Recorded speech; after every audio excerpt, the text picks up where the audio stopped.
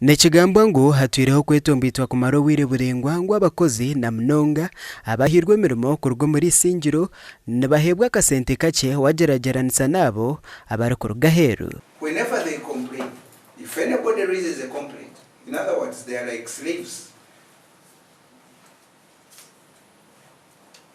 They're not slaves who are not supposed to talk. You complain, you are killed. In a modern Uganda, they are not allowed even to talk.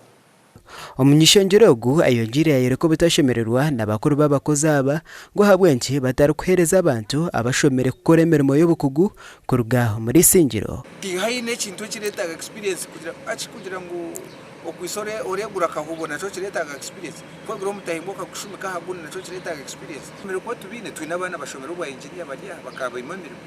Twina abana bashomero ba university degrees, masters degrees bakija babimemeremo.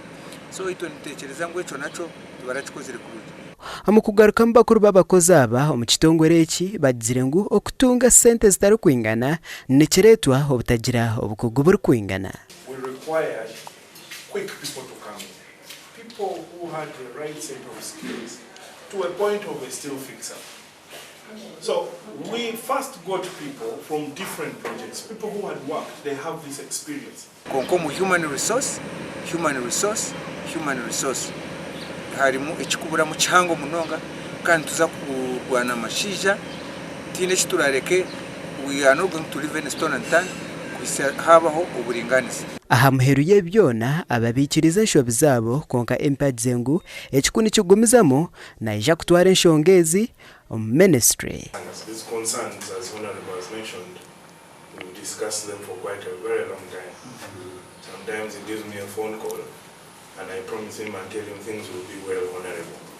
I will check with the people and see what is happening. Chaitagisa niza kuchigambira kachiko kakwatwa nanga ngambira ba ministry ya labor bijaha bakore inquiry barebe ngo abantu bita abanyarwanda bitu batungo buringaniza.